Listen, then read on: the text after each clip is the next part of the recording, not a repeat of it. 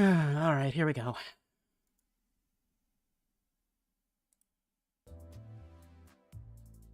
For the record, I have to put this up before I actually start. It is a requirement of the Limbus Company Terms of Service. And I am not about to get smacked by Project Moon. When that is most of the content I make. I'm not that foolish, promise.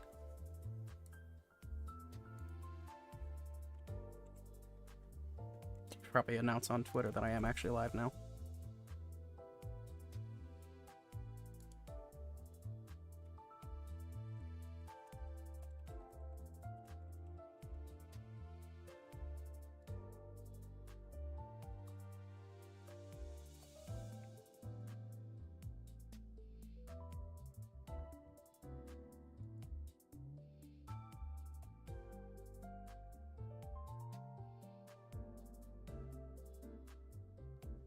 Okay, I think that's been up for a decent amount of time.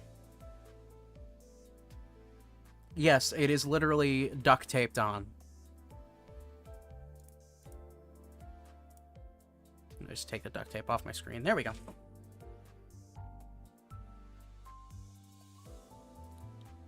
So I have somehow managed to avoid any and all spoilers about Nocturnal Sweeping. Don't ask me how.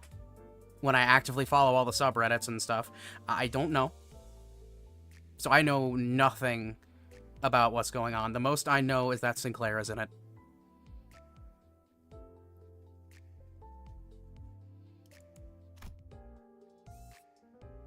That is the Kowloon Walled City.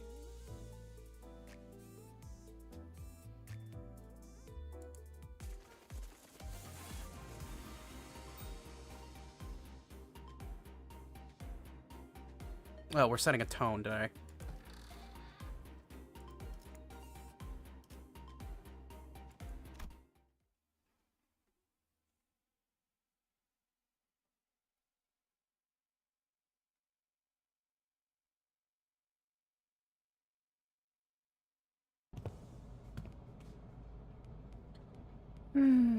Dante, any idea where that leftover cake from yesterday went? No idea. I mean, why would I know? I can't even eat. Darn. Did Donkey already get her paws on him?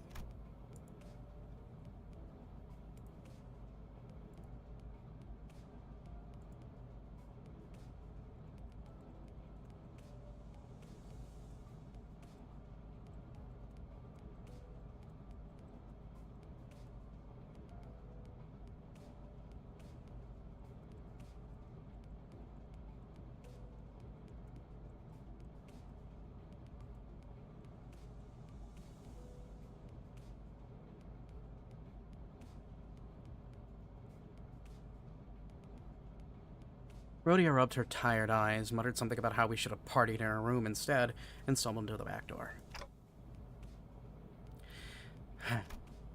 The New Year's came swiftly to the inhabitants of the bus after the various incidents at the LCE. The new sinners all came from different backgrounds and parts of the city, but annual celebration for New Year's seemed to be a thread that connected their cultures together. They began floating the idea of a New Year's party, and... Excellent! Then permit me the honor of hosting this banquet!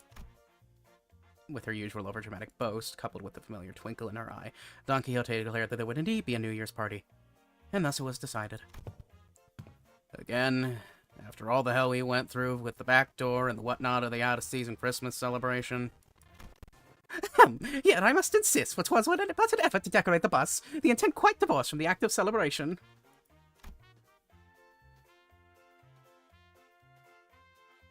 Don Quixote glanced at Sinclair, sheepishly scratching the back of her head. Oh, don't worry about me. Really.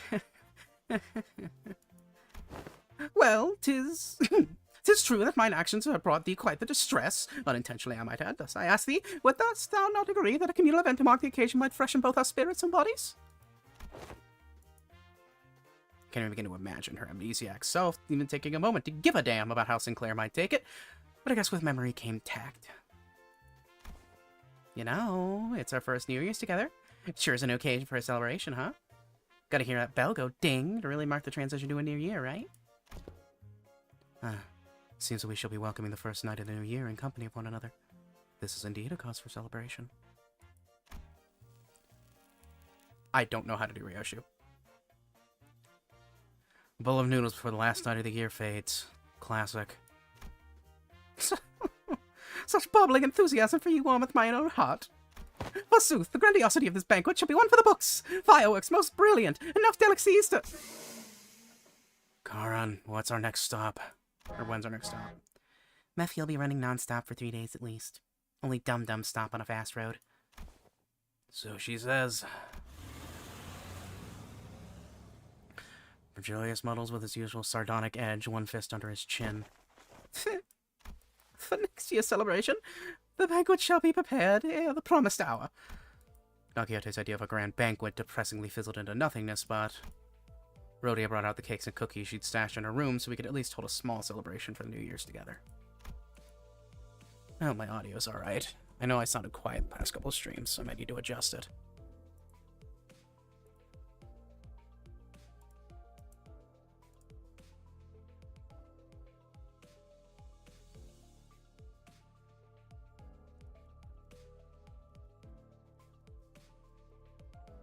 There we go, that should be a bit better.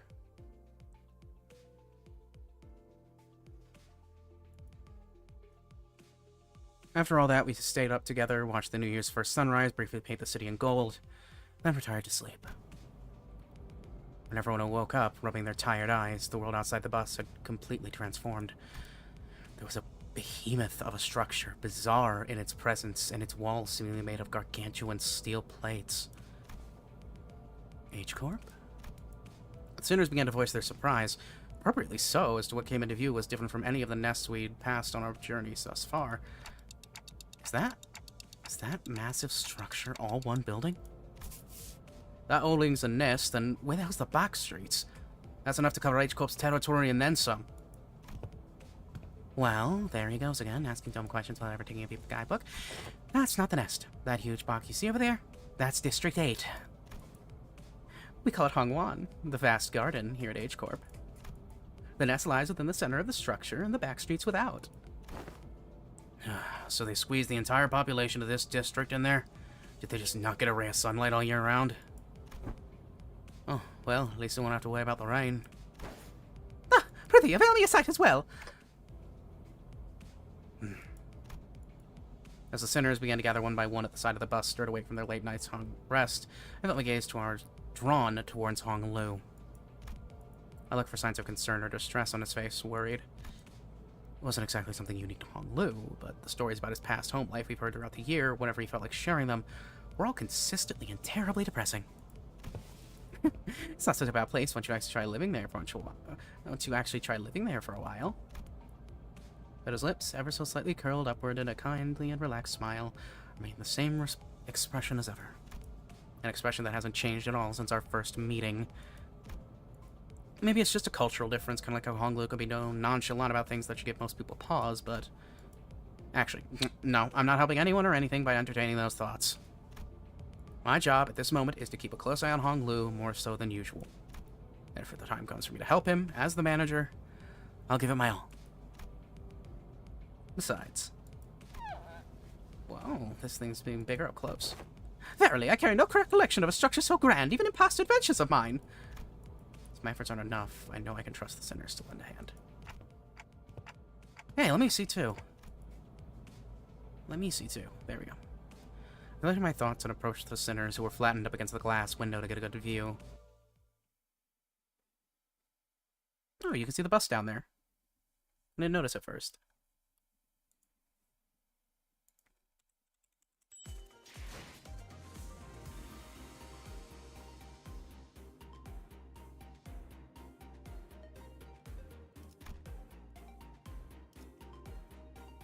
The duel. Oh no.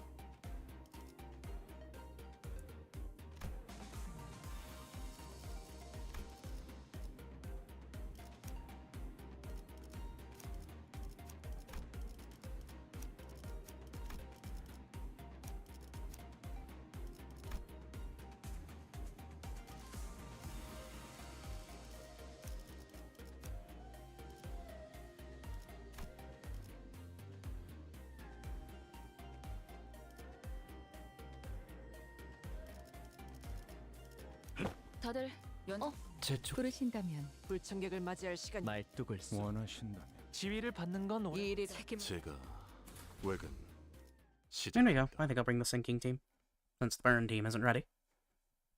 Otherwise, I bring the burn team. Once we left the bus... Oh, man. Can't believe we had to get off the bus here. We have to make a formal complaint against H Corp for this crap. What the hell were they thinking, doing shoddy construction work at the entrance of the highway that leads straight into the nest?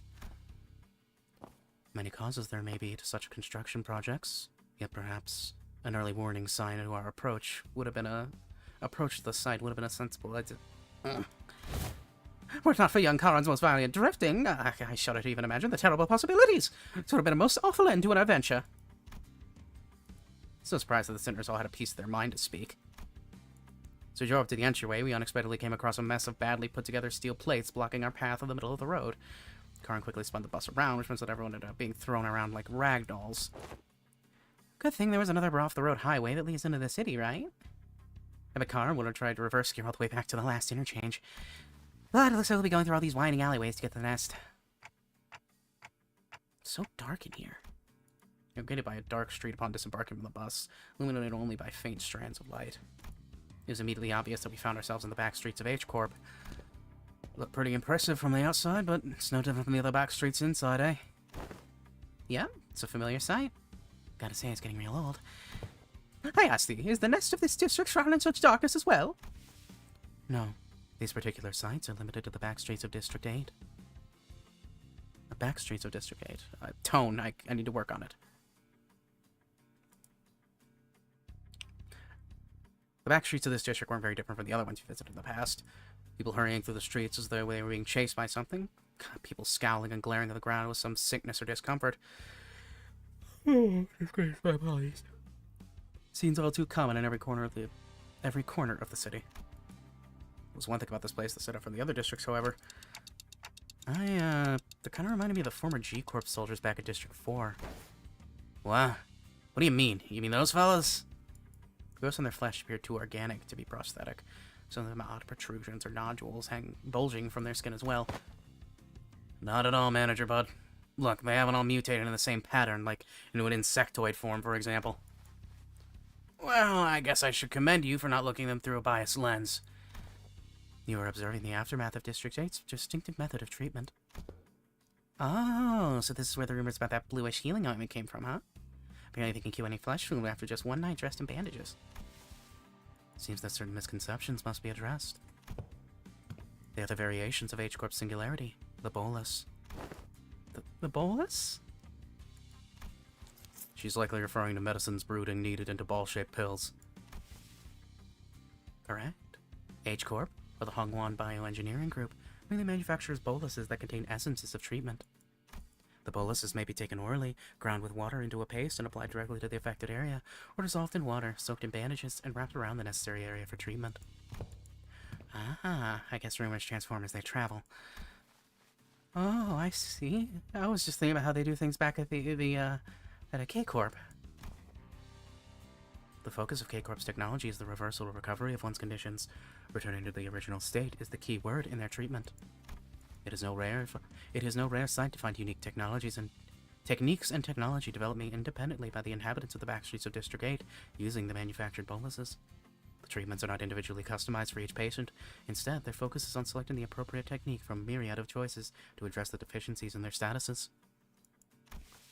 Perhaps one could choose the words transformation or evolution as a more illustrative descriptor for their method of treatment. So, that's what counts as treated? The crowd Sinclair was pointing at certainly appeared unhurt. Some of them were bleeding or walking with a limp, but many of them appeared dazed, staring blankly at nothing, or scratching absent-mindedly at their mutated parts. Ah, they must be the regulars. Unexpectedly, we found our answer not from Faust, not from Rousseau, but from Hong Lu. The regulars? Yes, I've heard of them as a child, people who've grown too accustomed to visiting the clinics in search of their mystical treatments. The regulars might appear more intimidating than most people at first glance, but apparently all the side effects they've been stacking changes them in strange ways. It is highly likely that interoperation conflicts or issues will arise when highly disparate treatment methods when applying highly disparate treatment methods to a single body. At least it's a cheaper alternative for people who didn't sign up for life insurance. You speak of life insurance? Yes, life insurance. There's a special insurance option to bring the client back to life upon the event of their death. So the irony isn't lost on me, but I thought resurrecting people was one of the head's taboos. The head does not consider the revival via life insurance to be a violation of their non-resurrection taboo. It is likely that on a technical level, this revival is actually categorized as brain resuscitation, as opposed to a full resuscitation. Degradation of the functions considered, of course. Another fatal downside to this technology is that, unlike the manager's clock winding, the subject cannot be brought back if their brain is destroyed. Also, there is a risk of significant losses in the process of information transference. Losses, huh? So maybe some of their mutations can be more than just the side effects of these treatments? Maybe. But I heard it takes more than 1 or 2 revivals to change that much. And since apparently people in the back streets can never even dream of paying consistent insurance renewal rates, so... After all, who would sign up for insurance if using its services could reduce them to such pitiful states? Yeah, they appear pathetic and pitiful to you rich bastards, don't they? You'll be in the same boat as them, so save your pity for yourself. Identify yourself! The stranger's voice cut through their discussion like a foreign instrument. We turned around to find a large group of people who were clearly up to no good. You must be the young master of that high-mighty Geo family, eh? I can tell just by looking at your pretty face. Your friends, Honglu? No. I haven't had much chance to get acquainted with people from the back streets, so... No, never met them before. Of course you haven't. Too busy living large, playing gods in a whole different world from us plebs, huh? Not that it matters. We're here to take the thing you brought here for submission to the family hierarch evaluation. The what evaluation? Okay, there's clearly been a misunderstanding. There's quite a lot of them. We're not off to a great start here, huh? Man. Actually, no. It'd be a violation of our office's core values to jump in like we're some common thugs. I, Shan-san, third son of the Triax office, challenge Xiaoboyu of the Xiao family to a duel. Our wager? Either the winner can take anything that they want from the loser. Wait, what do you mean, a duel? Duel? I have heard tales of the duels of the Honorable Fixers of the Think Association Mainstream Branch announced they attempted to duel by stating their affiliation, name, instead of casting the gauntlets. And the pamphlet of the allegation presented the truth that the Triax office is indeed an office of these, though they are indeed of a lesser quality. So it's a true, genuine declaration of a duel we behold. I'm never doing that again. Oh, goodness gracious. Sigh. So it's just a fancy way of saying 1v1 me, let's go, innit? I mean, this guy doesn't look too tough. What do you think, Faust? Agreed. This individual does not seem to possess any particularly exceptional skill that may pose difficulties for Honglu. I think it's going to be okay. I'll be back in a minute, Dante. You sure this is okay? I don't think you're going to lose against him, but, you know, just in case. No worries. I have some childhood experience with duels myself. I've done about 10 of them, I think. So the rich boy's dabbled in some duels, has he? I think you misunderstand. I'm going to say that I've done about 10 of them a day. Oh, but a grandmother sometimes let me skip them, so it might have been slightly fewer than that on some days. What? I, Honglu of Limbus Company... no. I, Baoyu of the Xiao family, accept this duel. Honglu stepped forward confidently as the opponent was processing what he had just heard. For a moment, Honglu stood there in a stance that did not express even a hint of aggression, or curiously cocking his head to the side. Sorry, are we waiting for something? Oh, so I was let the opponents get the first 2 moves in duels. Please, don't hesitate. Let me? You little... Your cocky pride will be your downfall. The man who introduced us, Shan-san, leaped towards Honglu. Then, after about a minute... How is this happening? Unlike Shan-san, it's weird seeing Honglu in one of these. You never really see him in the animations, or not the CGs. It's weird to see him as the focus of one. He looks so content. Unlike Shan-san, who was throwing punches and swings with boiling hot passion, Honglu was effortlessly gliding between his opponent's strike like he was out on a picnic. As though this was but a leisurely stroll through a garden. Wherever Shan-san threw a powerful punch, Honglu redirected it to the side with ease, the fist only grazing its close. We were mesmerized by the feathery light movements of his hands and feet that effortlessly glided through the air, until, after one blink and you'll miss a moment, We realized Shen Sun was already face down on the ground, defeated. Oh, young Hong Lu has been concealing that full strength in our presence? Oh no, I couldn't say that. I spend my all into every fight. Yet to defeat this so soundly, to dance with such grace between strikes, twas as though that were dueling someone whose skill may only measured against a child's. But most of our fights have happened in environments with a lot of variables. We usually fight against enemies with all kinds of unexpected weapons and powers. You read him. Already familiar with that fool's moves? Oh, yes. One of my BWU instructors used similar techniques as the gentleman here. Practice makes perfect, and perfection makes an expert, right? Right. But I'm not sure if that's entirely relevant here. Well, anyways, looks to me that he soundly kicked your behind in this duel. Let us run through, why don't you? And preferably not do the thing I think you're about to do. This duel wasn't overseen by a notary office anyway, and our employer's not going to let this failure slide if we just leave. Don't just sit there, move your asses and jump them! Pathetic. I can kind of see how we're becoming experts at getting jumped.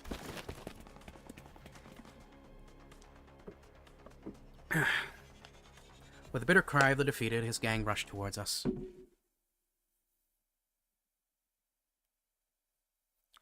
I mean, I brought a sinking team, so it shouldn't be too bad, right?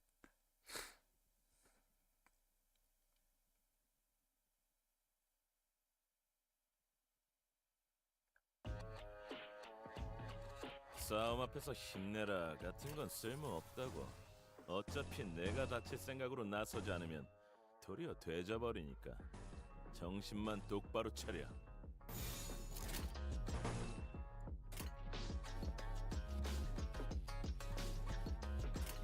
이쪽으로. Oh, there we go.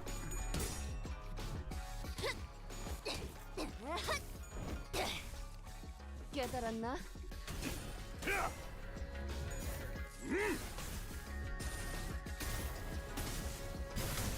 왜 안에 갇혀 죽어라.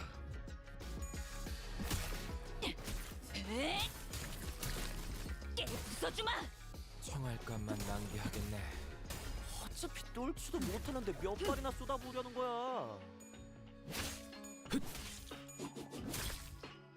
두려움을 모르는 건 나쁘지 않습니다만 또 무식하게 돌격하실 거라면 전 빠지겠습니다.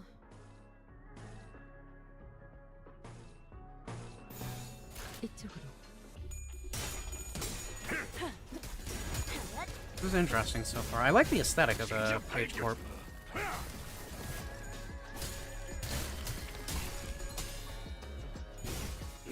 속에서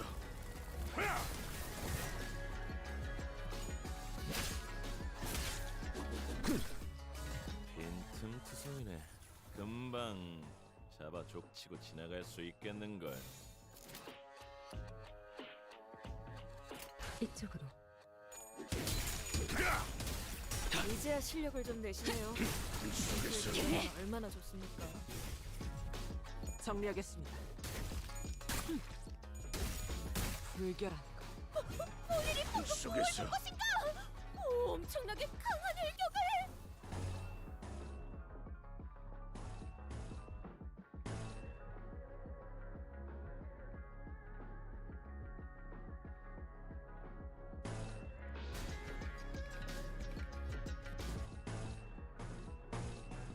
Time for discard trick. 직접 알게 하니라. 파쇄 완료. 파쇄 완료. 맞는 거야. 찢어 놓아주마. That was relatively painless.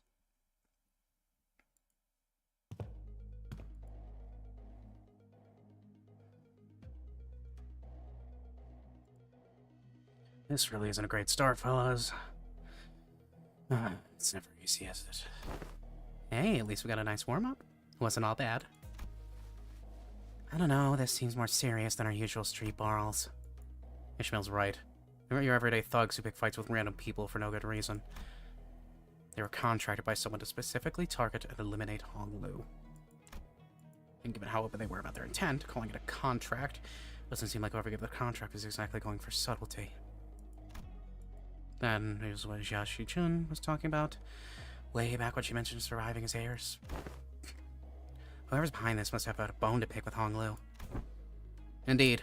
Seems we must expect more skirmishes like this going forward. Alas, was this trial not readily overcome? Not the point. Think on it a little more. Seems like they're assuming that Hong Lu's brought something here in order to participate in that family hierarch evaluation.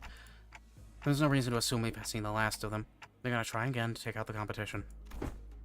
A highly accurate assessment of the situation by the executive manager. I expected no less from someone of your genius. Going for the classics of brown-nosing today, Otis? Since when was it brown-nosing to compliment a job well done? Do you not expect... The inane conversation is most riveting. I'll prefer some silence while we wait. Seems that the company foresaw such difficulties. They sent you a support team to help handle this issue. That is too deep even for him. Her voice is coming behind us from where Virgilius pointed.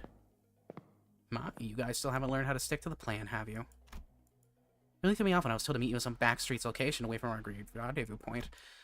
Familiar voice. The voice we could not forget. Effie! Oh no, that's Sod. I'm an idiot. It's Sod. Hi, Sod. Effie is dead. Been a while, everyone. Hi, I'm here too. Pilot Effie Sod. Pilot episode. God damn it. It's a pun. It's Pilot Effie Sod. Pilot episode. Those are the members of the LCE we know. Or LCB. LCE. It's LCE. LCCB. LCCB. And it's a pun. God damn it. We turned around to follow where the voice was coming from and recognized the two people we've been hoping to see again since Canto 5, I think, for Pilot. Which would have been months ago in character. Or in canon, rather. In character, like this is a fucking RP. Goodness gracious.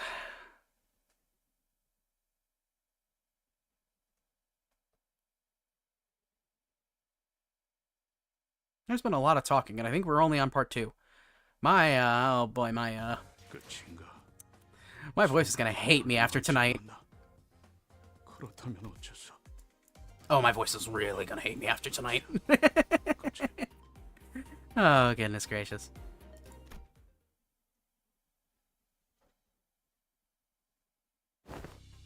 Sod? And hey, Pilot, right?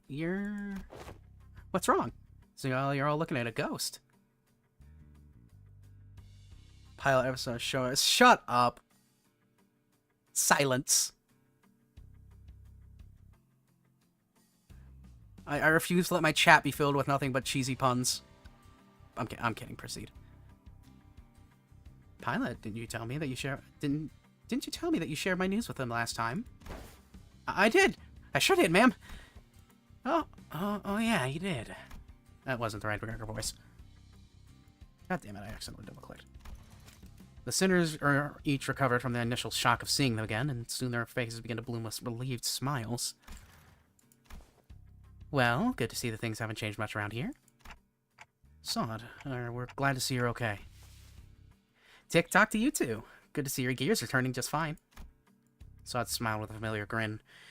She didn't seem to have changed much since we last met, save for a few minor differences. Her outfit and bandage, for example. Last I recall, you were promoted, yes? Allow me to congratulate you. Yeah. The hints of the melancholy hanging from her smile and flickering in her eyes. Hey, I am merely congratulating her on her promotion and offering a recognition of her excellent accomplishments. I don't see what your problem is here. We all know the meaning that promotion carries. Indeed, and it is very profound. After all, what meaning is there to a promotion attained without spilling some blood? You're a real piece of work. Let me ask you something, then. If everyone behaves like you do around her, tiptoeing around the facts, keeping it hush-hush about what happened, where's she going to get the bare minimum of the recognition and consolation she deserves? Hush-hush would have been nice. I've even overheard some of them whisper that I let my partner die just so I can snag a promotion. So in that regard, I appreciate that, Otis. For being technical, I did die. So my brain was intact. Not even K-Corp regenerative ampules could have revived me if it wasn't. Then did Effie also? Apparently they went right for Effie's head when they stabbed him with a prosthetic, according to the coroner's autopsy. Sinclair, you did it. It was you. You killed Effie. Cable ampules, life insurance. Neither of them can revive someone with a damaged brain. It is what it is. Anyways, let's not dwell on the depressing stuff. We're here for work. Let's get some work done. So let's talk about work, okay? Pilot? Yes, ma'am. Well, let's see here. Coincidentally, I happen to make friends with a fellow who has ties to the Jia family, so I brought him over. Eh? Is that everything? Yes, sir. Briefing over. Just as everyone was reeling and stunned silent at the least informative, least helpful briefing bit about the displeasure of sitting through, Ishmael was the first to catch her shelf. She looked up at Sod. Sod, can we rely on you for some elaboration here? The briefing was a good demonstration of the necessity of educating the 5 W's and 1 H principle. Looks like we'll have a lot to discuss once you get back, Pilot. Did I do something wrong? Shh, Pilot buddy, just stop. You're digging yourself a deeper hole with every word. That's not the right Gregor voice. Very quickly leaned in to warn Pilot, but it's likely too late. An unnoticeable crease had already formed between Sod's brows. Prior to commencing this high-priority operation, it was necessary to find individuals with connection to H-Corp. So we, as a preliminary observation unit, were put to the task, and we managed to establish a connection with an individual. Ooh, someone from my family? No, we tried, but your family proved to be rather difficult not to crack. However, as we were wasting our precious time with all of our leads, Pilot pursued an unconventional method to establish this connection. I really didn't hold back on compliments then, and this is how you... Our collaborator is a former employee of the Jia family. After leaving the family, he now runs a lodging business. Then it is likely that he is far removed from family politics, less motivation for him to attack us due to conflicting interests. Yes, and upon the Pilot's report, he still regards the Jia family positively. How can I not, considering the blessing they've given me? An unfamiliar voice butted into the conversation, as though to continue Sod's explanations. Qingtao. Assuming it's doing normal Chinese pronunciation, it's Qingtao. At least the closest you can get in English. There's a pun somewhere with Merceau's name, but I'm blanking. I mean, I think it's just a normal French name, so... I humbly present myself before the Fellowship of Young Master Bao Yu. Please, call me Qingtao.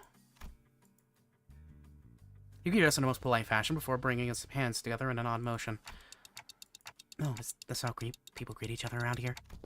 Yep, it's called the Bao Chuan gesture. Bringing fist and palm together to express respect and peace towards the receiver. Aha! Knights greet one another by shaking their hands for the self-same purpose. Forsooth, thou art indeed one possessed of a chivalrous spirit. Ah, indeed.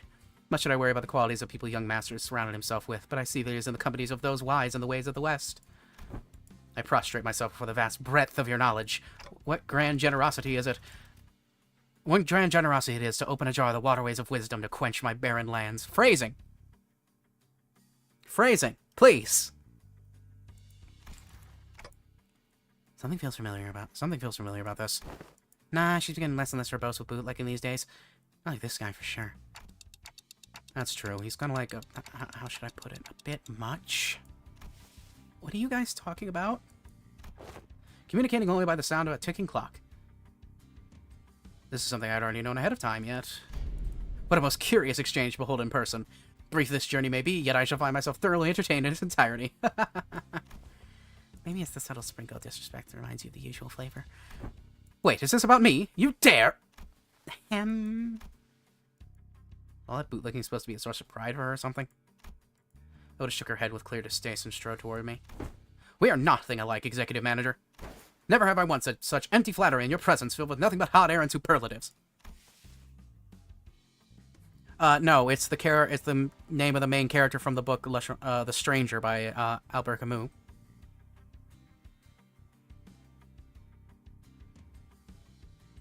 I'll leave the guidance of the back sheets to him. Well, looks like this is where... Sod fell silent, her eyes lingering on Virgilius, who stood somewhat apart from the rest of us. So I finally get to meet the Red Gaze in the flesh. Been looking forward to this day for a long time. Effie would love to be here. Manager. Virgilia seems to sense her lingering gaze and walked over to us after nodding slightly in her direction. Manager Sod. Let's not make this any longer than it has to be. I'm not happy to be helping you with your businesses. I'd much rather put this behind me as soon as possible. Oh, please. It's our historic first collaborative operation, isn't it? Can't you spare a little more time with us? The guide bud's actually doing something? That guy? Yes, unfortunately, LCC has her own business to take care of today, so I won't be accompanying the LCB this time. And the Red Gaze will be helping us to get it done. Taking Mephi there. Vroom vroom. Maybe it's not that unfortunate now that I think about it. I feel like every mission with the LCB has always been an uphill battle to get anything done. Well, you see, back then we were... I'm just messing with you. I'm sure we'll have another chance to work together again.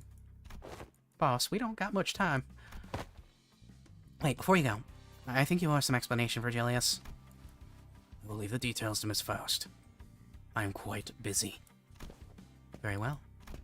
Virgilius turned around and left towards Mephistopheles with an oddly disgruntled expression. Well then, I'll see you around.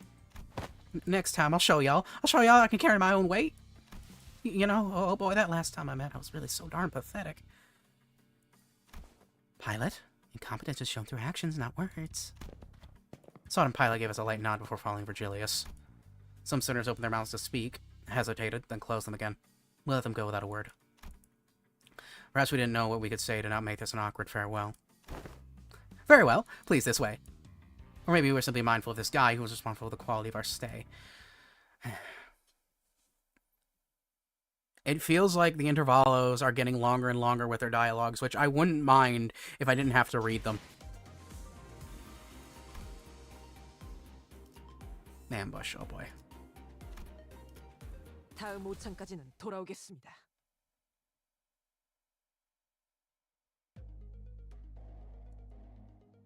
Deep resentment ought to be washed away. For when the far one comes, betwixt the burnt doors shall the star fall astray. Are you sure we're going to the right way? I don't like the sound of those weird songs. The main streets are most likely teeming with those seeking to bring harm to the young master. We must venture an alternative path. And like you said, there weren't any skirmishes once we made it deeper into the dark alleyways. Lack of foot traffic would normally be unsettling, but I guess that's what we needed at this moment. You'll get more chances, I'm sure. As for the song, it's a song that's become rather popular in the backstreets in the recent months. The lyrics are pretty, ominous for a popular song. It's a song that's spread through word of mouth. Seems how the decimated Kong family... This is not the place to discuss such matters. I will share the tale in a more appropriate setting later, should we come across it. Didn't know there was a song like that. Is the first time you've heard of it too, Honglu? He's a posh kid from a posh family. Daddy's ever set his precious feet in the back streets, so it's no wonder he's never heard anything like it. I've been to the back streets before, but Heathcliff isn't wrong. I did spend most of my time in my room. That is precisely because you are the most treasured one of them all, young master. Much like how the jade of the greatest worth is to be cherished, prized, and hidden in the deepest depths of one's coffers where none will reach. You mean like the portrait of his ego?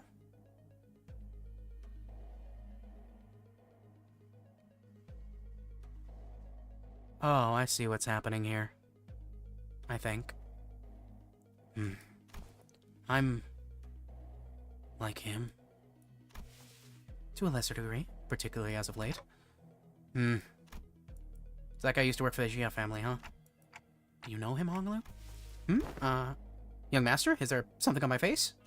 Honglu stopped himself as though a thought flashed in his head and glanced quietly in my direction. Then... It's nothing. Shall we continue walking down this road? Indeed, humble as I may be, I'm well versed in the roads of this area. Honglu shook his head at me as casually as he changed the subject. It was as though he was trying to hide something we know from Qingdao. Should he be suspicious of something? He is a collaborator, but only a temporary one. A degree of caution would be advisable. Given Pilot's clear inexperience and naivete, we would do well to remain suspicious of this character. Gaston approached me as Honglu was nodding along and chatting amicably with our guide. Well, looking back at our journey so far, I think we learned our lesson about blindly trusting every collaborator we come across. With this growing mistrust in mind, I slowly made my distance from the guide before asking Faust the burning question. I'm trying, okay? I really struggle with the Heathcliff accent. Damn it. So what was that about there? So what was that about back there with Virgilius? Something about him going off to help them out? The consequences of his actions at Wuthering Heights. Oh. His actions were a violation of one of the more important items in his contract with the company. He's simply taking responsibility for the breach of contract. Think back to the incident at the manor.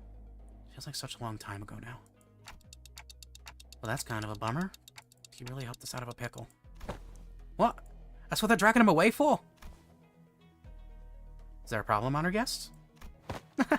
It's nothing. Nothing at all. No problemo, right, Ryoshu? That's you, idiot. Or so, can you carry Heath for a little bit? He's dead tired. It will be done. Heathcliff, punched in the gut by the hilt of Ryoshu's sword, fell forward right into Marceau's welcoming shoulder. Rhodia? You know the kind of person I hate the most? Dull people who can't read the room. Don't you feel the same way, Dante? Yep. And not enthusiastically, as something seemed to imply that she wasn't really asking me a question. I don't think she was about to punch my lights out, but... Rhodia and Ryoshu judged correctly this time. Classified company information must not be discussed in the presence of an outsider. Reminds me of the time he got knocked out cold for a while because he kept asking questions without raising his hands. This guy just doesn't learn. You successfully preserved the secrecy of classified information without spilling blood. I applaud this policy. I did good, didn't I?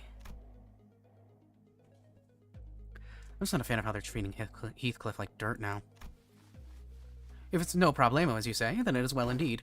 Yet I worry that it appears the problem has found us anyway. I stopped and looked around, realizing we were surrounded by a group of people wielding various weapons in their hands. What, happened to finding us a safer path? It is likely that my guidance has indeed given us a much safer way away from the more obvious skirmishes. However, to my grave regret, it appears that the more observant of our enemies have tracked us here.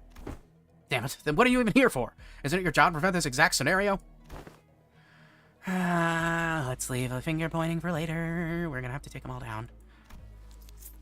They must not be allowed to disseminate our current location. Exactly. Where are you slinking off to, Mr. Qingtao? I must regrettably and humbly say that my talents in war are terribly lacking, so I tend to become careful in the moment. Yet I have the utmost faith in the strength of our young master and the honor guests of diversities. Oh. Qingtao was already standing so far away from the front lines, he was probably hiding behind me. Faust, anything you can tell us about these enemies? No, but a consultation with the Gestell shaft seems unnecessary if we are to determine whether negotiating with them is an option. They're coming. Or so, we keep the cup up and set them down. It will be done. Listen, I try with the Heathcliff accent, but it's hard. It's an accent I struggle with. Sharp-looking stranger. No passives. 뭔 전략 분석을 하고 있어? 응원하라고 쓰여 있는데?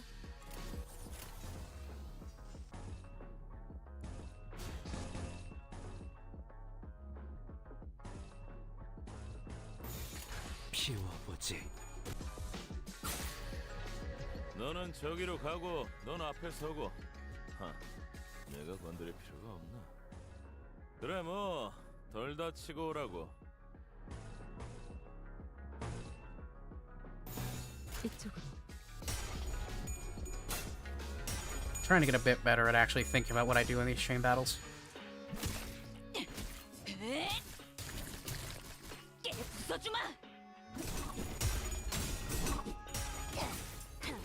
무지하니까.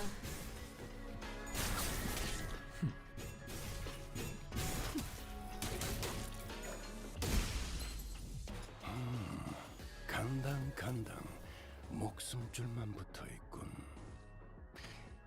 곧 끝장날 수 있을 것 같은데 소감자들로 효율적인 마무리를 명령하시겠지. 목을 내놓고 있도록.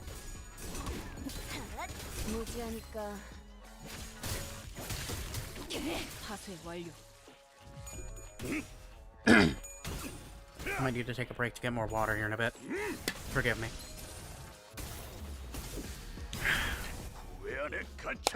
Hopefully we have some longer stretches where I'm not doing constant talking, like longer fights. It'll be good for my voice.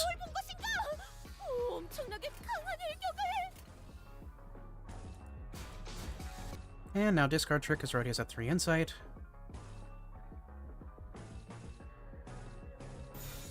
직접 알게 함이라. 피어나라. 파쇄 완료. 맞는 거야. 안정하지 않고. 사무실 직원을 더 늘릴 재정 여유는 없다. 맞는 거야. 불청객은 찌그러져 있게 같지 않은 것들을 모조리 치워버린다. Should be another kill. 파쇄 완료. 그간의 전투 경험이 쓸모가 없진 않았군요, 단테. 적합한 조치였습니다.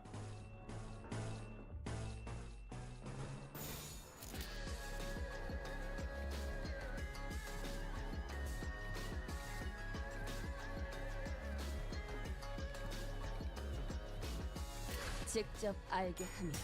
It's a really high rolling skill 1 if I keep that disc. I keep that insight at 3, so 불결한 just have to be careful with it.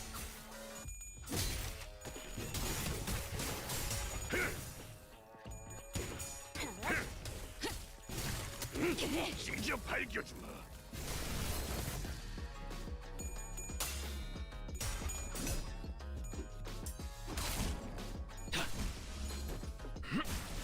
흐드러졌구려.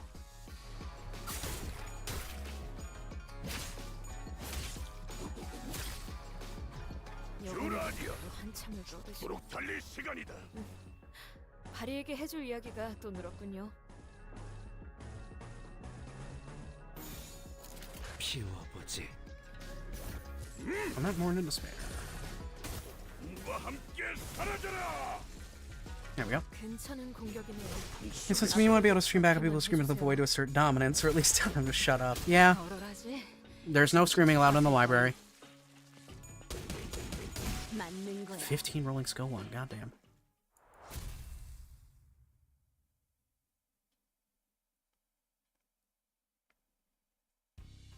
Hostiles in the immediate vicinity have been eliminated. That's the wrong voice. Our collaborator, who'd been hiding far from the battle, quickly ran up to our side as soon as the fight ended. Are you unhurt, young master? Yep, I'm totally fine. Of course, our honored guest's martial skills were all exceptionally brilliant, but, young master, your light was the brightest even among the incandescent. This humble servant could not hold back his tears at the wondrous sight, to witness such excellent martial arts from none other than the young master himself. Oh, what an unexpected surprise! But don't the children of the Zhao family undergo all kinds of strict training regimens from childhood? It was simply my assumption that the young master had ceased training once he departed the family. Anyway, how do you think they tracked us down anyway? About that, it appears we weren't exactly tracked down. Perhaps it may be the ilk who lurk in these parts of the back streets recognized the young master's venerable countenance. I don't think my face is that well known. Family hierarchy evaluations are nigh. Every living soul in Hongguan must know the face of young master who is loved by every elder of the family. It must be that they are under the assumption that you are carrying something of great value. He is literally doing the Otis face. He's literally doing that face Otis gets when she's being smug. Family hierarchy, huh? Didn't Xiaoxi Chun say something about heirs back then? They all assumed wrong then. I didn't bring anything that precious that the elders might be looking for. Young master, even now? I just couldn't care less about it, that's all. Besides, many of my siblings are much better fit to be the family hierarch than I am. That's... well, that's indeed a relief. Relief, is it? Well, but of course. It's a highly dangerous endeavor to partake in the hierarch evaluation, so it is a great relief to know that young master is not putting himself in unnecessary danger. I guess that could be relief, sort of. Now that we took them all down, there shouldn't be any more on the way, right? Greg, can we not jinx ourselves for 1 second? Why are you laughing, Ryoshu? Now I'm worried. Please, do not concern yourselves any further. We'll take a more clandestine path. I guarantee a safe and easy passage to our destination. I still have a hard time buying that.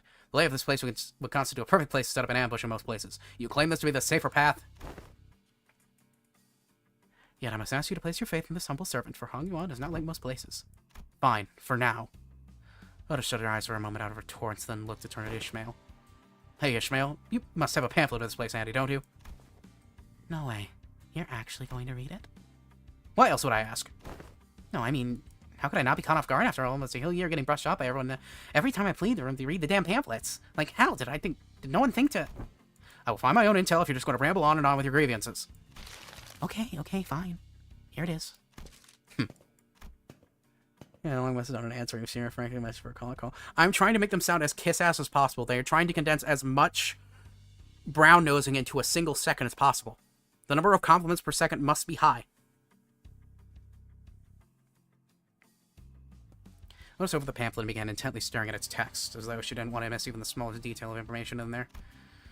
Suspicion clear on her knitted brows.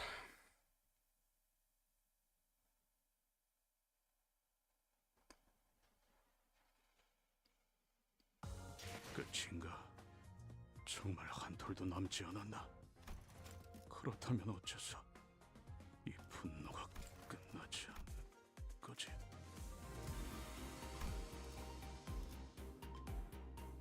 잠수 준비 끝.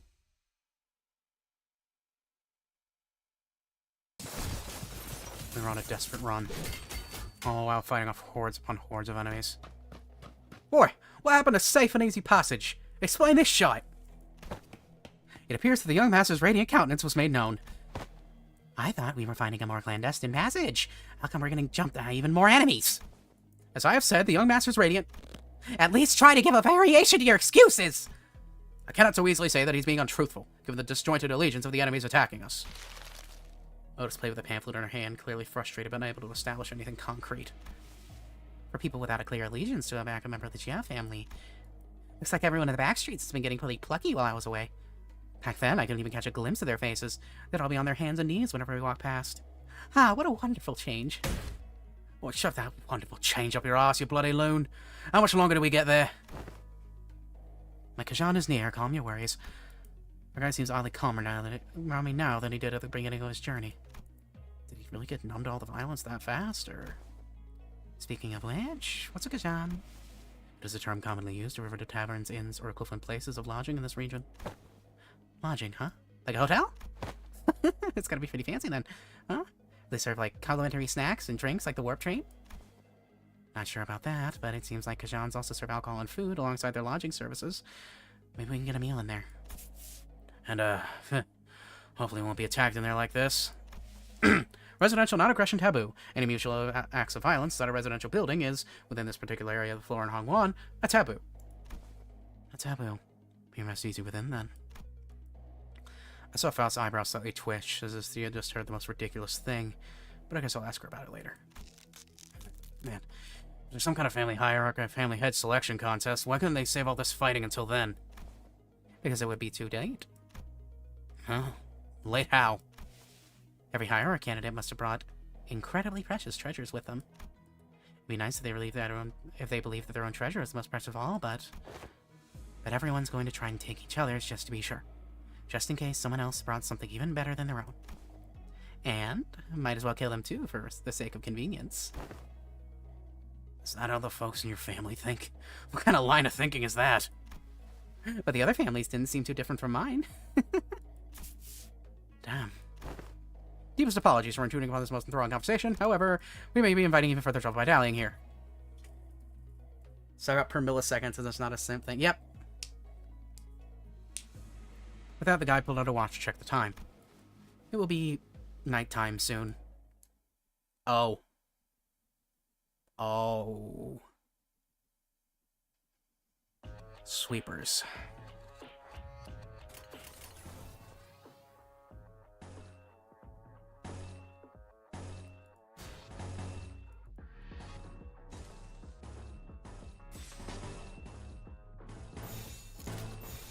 목을 내놓고 있도록.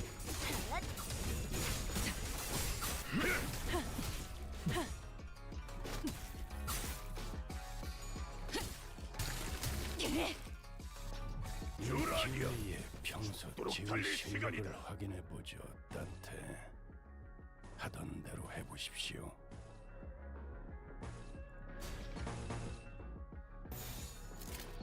직접 알게 함이라. Oh, it's time to lament, mourn, and despair.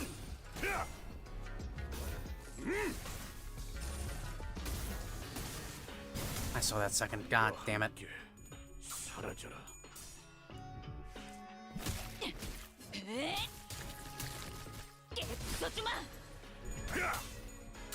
꿈속에서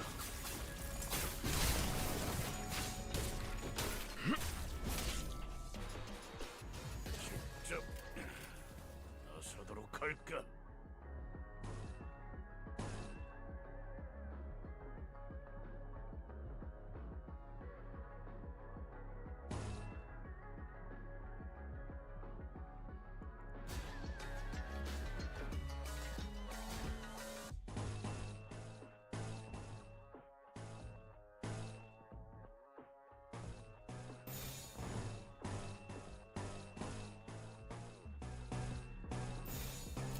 일당과 말 손끝이라도 대려는 네. 자가 있다. 그간의 전투 경험이 쓸모가 없진 않았군요. 적들 함축했습니다.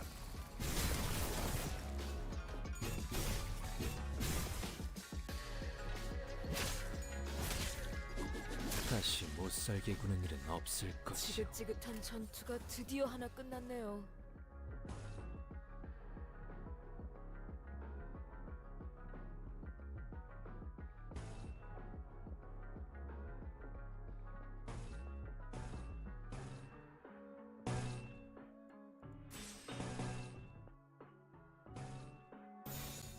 일당과 만인에게 손끝이라도 대려는 자가 있다.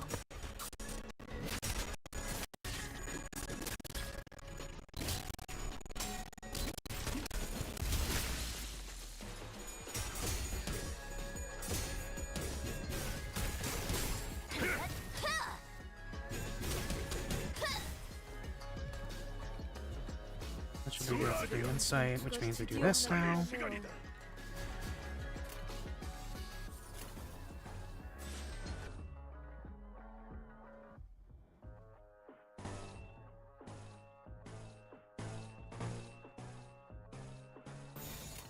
목을 내놓고 있도록.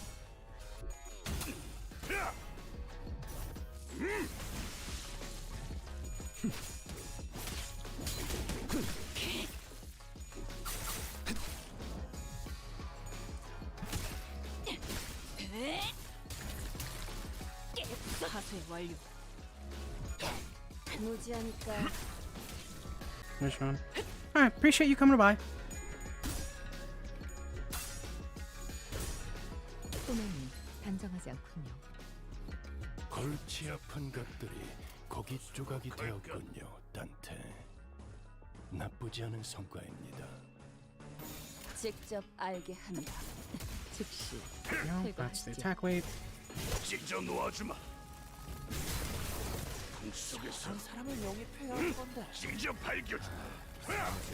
비명을 질러. 그래, 그렇게 시원하게 처리하니 보는 맛이 나는군. 파쇄 완료. 처리는 빠르게 하는 편이 덜 답답한 법이지. Alright.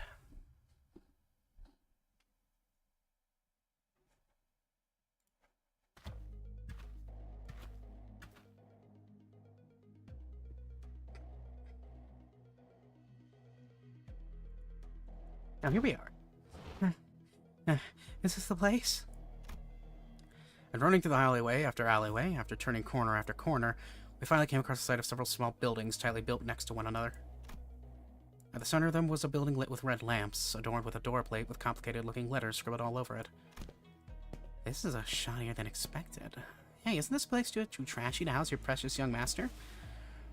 That is not our building. Please, look this way to see where our honored guests will be staying for the night. I knew it! I heard so much from Honglu about all the splendor, all the... Huh? Well, lifting Chao's finger and arriving at a small warehouse of sorts, exterior painted in black. That looks smaller than even Mephistopheles. Can we all even fit in there? Hey, that place looks trashy as heck even for us, let alone your young master. This is the nearest Kajan we could afford to stay in, at least among the ones I can manage. At least among the ones I manage. And its location of the back streets heavily limits the level of decency you can afford. But even sincerest apologies, young master. Don't worry, we can always sleep in decent places. We can't always sleep in distant places. This looks fine for an overnight stay to me. Are you nuts? Can that thing even fit all of us in there? Much should I wish to guide the honored guests to the family mansion in the central zone, however, the time. Oh, the sweeping wave. Doesn't that start at 3:13 in the morning? I feel like we've got plenty of time to get there. Exactly. Don't we have more than enough time to get to the family mansion? For the H4 travel guide, the central area is like only an hour away from here.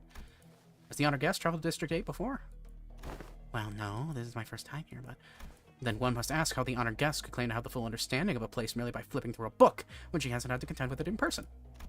Innumerable, unpredictable changes away in the teeming jungle of buildings, the ever-shifting structures, the constantly changing paths, ambushes from foolish yet vicious syndicates, or even offices of the back streets. Oh, we are beset by danger from all sides. Such bold, flippant approach to predicting the phenomena of this place is to court death. Even a toddler must know that. One fails to disguise this utter sorrow at the inadequacy of her wisdom. Is that just me, or are we all thinking about Ishmael back at the Great Lake? Zip it, Dante. But if the guidebook lists a path, does not imply that it is technically possible to reach there in time. Lotus suddenly took a step forward. In her hand was the H-Corp travel pamphlet Ishmael was talking about. I have faith that if our executive manager will lead us in your directionally challenged stead, they will be able to lead us to our destination before night falls. Me? This does not appear to have been discussed beforehand. Very well. Allow me to speak freely without frills. My responsibility is to bring the honored guest to the central zone and to ensure the young master's safety. It is indeed, technically, possible to reach the family mansion before the night in the back streets commences. Technically. Yet, not even one iota of danger to the young master shall be permitted. The mission that has been so graciously bestowed upon this humble servant is not to guide the young master with haste, but to guide him with utmost safety. Oh! It is said that those engaging in strategies and plans must remain wary of losing sight of their purpose. To stubbornly forge onward towards the family mansion of necessary intel to see when these mobs of assailants would end is to wrongly prioritize the journey over the destination. You. Wonderful. Truly impressive. You have all the qualities of someone I would trust in my life when devising a stratagem. This is the most fitting attitude for those who genuinely wish the best for those they serve. Really? You're just gonna start going with them all of a sudden? I have misunderstood your intentions, truly. They sparked my ire by comparing some of your choice words with my own. Yet now my eyes have been opened to the honest loyalty that lies within your heart. This humble servant did not imagine even in his wildest dreams there would be someone who understands the fathom of his loyalty, and it seems the young master certainly gained an eye for allies and fellowships. This is the cause for much relief in my heart. Listen to him. This one knows how to jest. They're basically best buds now, huh? I may have lost my cool there for a moment. Anyway, this man speaks true. It is highly likely we'll be exposed to attacks of similar nature were we to continue moving at this time. She's just fully on his side now, isn't she? That's when I realized she was looking in my direction. The judge's smile had completely faded from her face, replaced with an odd but dead serious expression. When her gaze was locked, she nodded. She must be completely turned around by that guy. Is this way of saying so long I'm gonna go quit and work with this guy now? Thanks for everything? And as for this hotel, it's so much better than sleeping in outdoor tent barracks. We should be able to relieve ourselves of some fatigue here before moving on. Did you not earlier insist on continuing our search for a better accommodation with the greatest vehemence, Miss Otis? Yeah, whatever. We get your point. Let's go inside. My humblest self can only behold your generous acceptance of insufficient lodging with the deepest gratitude. After all that serious talk, the man seemed oddly relieved to hear our decision as he brought his fist and palm together. Architecture of today's mustn't be judged with haste merely by an observation of their exterior. The interior may hold not to be surprised of. Worry not. Rodian's word surrendered, wouldn't that be nice? We made our way into the building. Oh, this actually ain't so bad. It's clean in here. This place presents a rather classical aesthetic. The landscape paintings lining the walls give a rather sophisticated mood. It's much more spacious inside than it looks from the outside. They use some kind of spacious expansion technology in here, too. No, it seems that the building only appeared small to the density of structures in proximity. Well, the door is now open. Should my presence be required, I shall be in the small shed next to this building. Please do converse freely. The man smiled awkwardly and quietly excused himself as the excitement among the sinners began to grow. Meanwhile, Hong stood a fair distance from the guide, quietly washing his face as he left. His expression was enigmatic, as if he were gazing upon the clouds, the flowers, or even the wind. Yet there was no light in those eyes.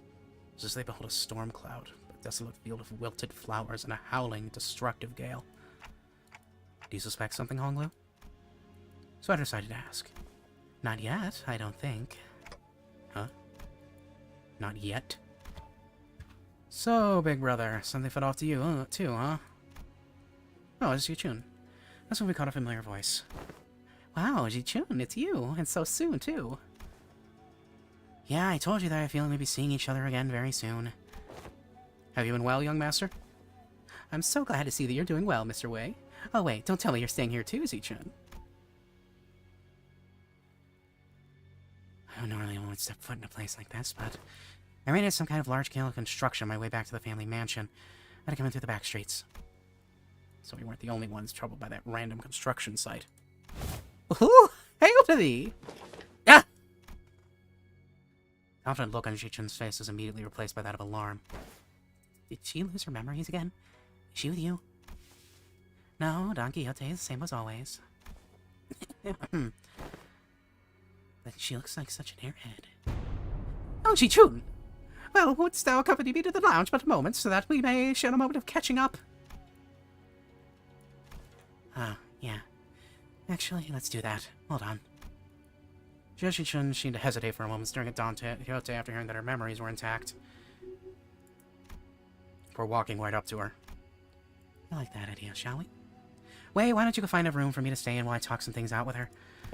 Uh-huh. What? You want to do some catching up, right? 'Tis, Manager Esquire! Lots of critical personnel may be a cause for disciplinary action, Dante. I don't think there's anything wrong with making friends, though. Looks like Ji-chun really likes Don Quixote. She's comfortable enough to tease her like that.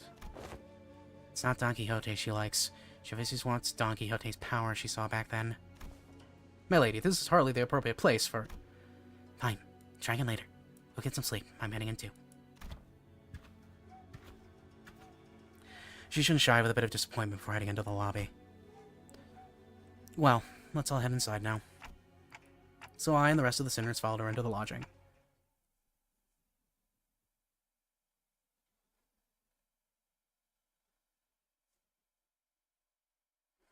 끝인가? 정말 Goodness 한 gracious. 줄도 남지 않았나? 그렇다면 어째서 이 분노가 끝나지 않나? Suspicion.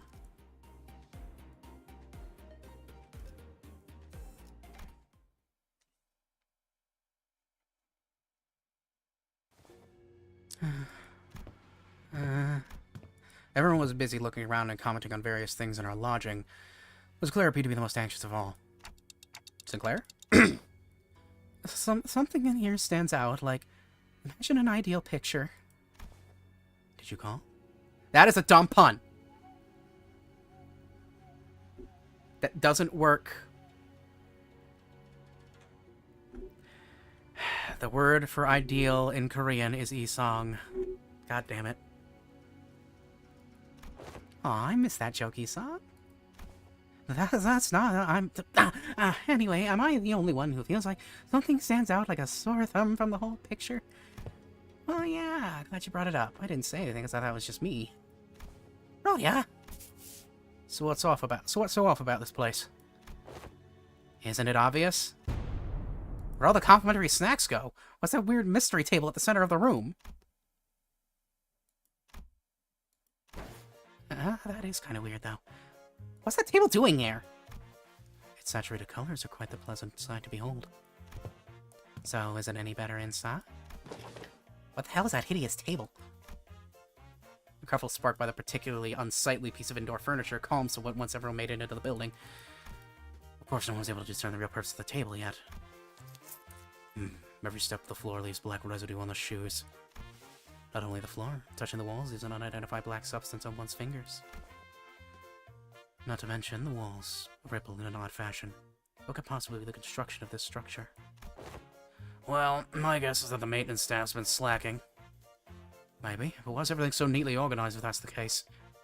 I've been to enough seedy establishments to tell when a place has been gone a while without a tidy up. At least it appears that each room is furnished with a bed. Well, this is far from ideal. Fuck. Well, this is far from optimal, Executive Manager. We may be able to rest here. Goodness gracious. I guess I really didn't have the time to clean up.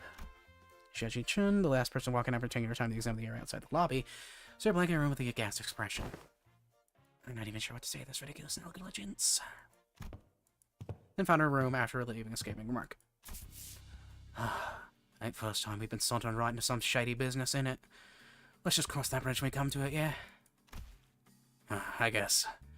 I know I could tell that there was something definitely wrong about that guy. Some sinners, including Heathcliff, had already slumped to the floor, vociferously expressing their desire to rest with a collective sigh of exhaustion.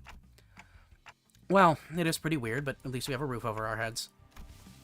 In that case, Dante, perhaps this may be a good time to announce today's close of business. Never made this announcement outside the bus before. Oh, right. I hereby confirm today's closure of business for the sinners. Understood. Thank you kindly.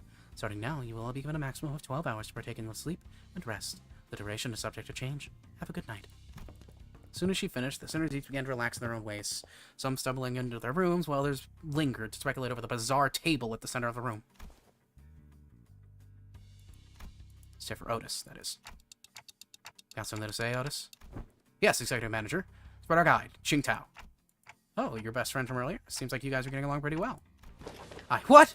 That is simply untrue. Did you not see the signal I gave you earlier? What signal? Oh, you mean United slightly in my direction?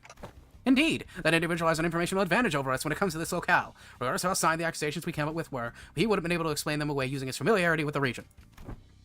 I thought, as a party with an informational disadvantage, it would be wise to feign camaraderie and friendship with that individual and go along with their plans while trying to dig out as much intel as possible.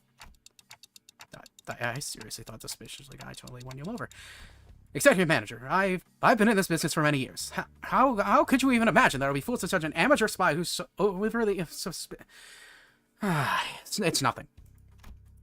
Melissa's disappointment was palpable, but she stopped herself as though she remembered that there were more important matters at hand.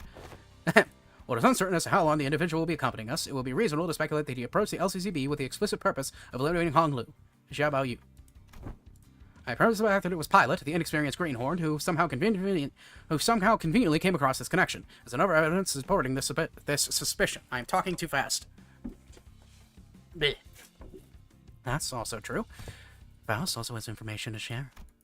Faust joined the conversation after listening to discuss for some time. A review of every known taboo has failed to identify the one he called residential non-aggression taboo that universally prohibits acts of violence within residential areas. And that also has to be... It is too early to come to conclusions regarding that matter. It appears that this area, Hong Yuan, has taboos that change depending on your location within its territory. However, considering that every other circumstantial evidence, we can come to a conclusion that he was most likely lying to us. Your assessment cannot be denied. In that case, we must already be deep within the enemy's machinations. The constant stream of random assailants we faced earlier was also most likely a part of their plan. It may very well be that the building itself was also a trap, yet we lack the intelligence about this particular backstreets to be certain. However, we do have one minor advantage. It seems that they have severely underestimated our capabilities, given the low caliber of the assailants they decided to send after us. One thing we can capitalize on is the mutual lack of intel. Keep our guard up, remain alert, and we should be able to navigate our way out of this trap, Executive Manager. It's an Otis. This is an Otis Intervallo. Okay, I'm here for it. It's like how Faust was Murder on the Warp Express. They're taking care of all of the characters that aren't going to get their cantos for a while. Okay, I get it now. I'm sorry about the misunderstanding. Honestly, I didn't know who or what to trust. Then I would appreciate it if you would trust me fully next time. Let us bow politely and return to our room. Faust and I chatted a little more about Ching Tao and his plans, but our discussion ended without bearing much fruit. My voice. Oh, goodness gracious. Tomorrow's stream is going to be interesting.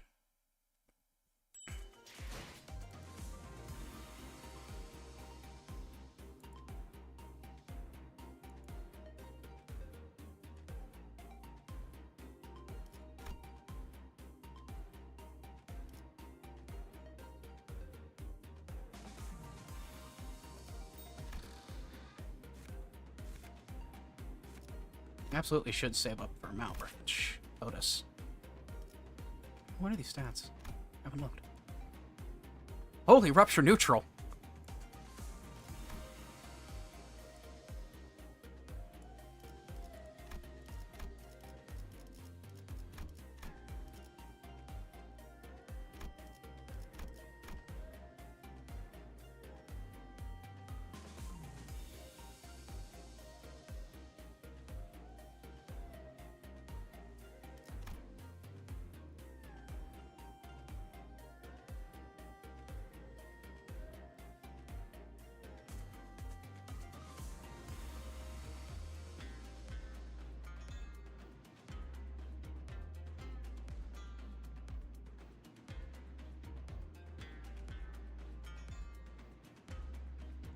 Bear with me a moment, I'm taking a second to breathe, to read this, and rest my voice a little.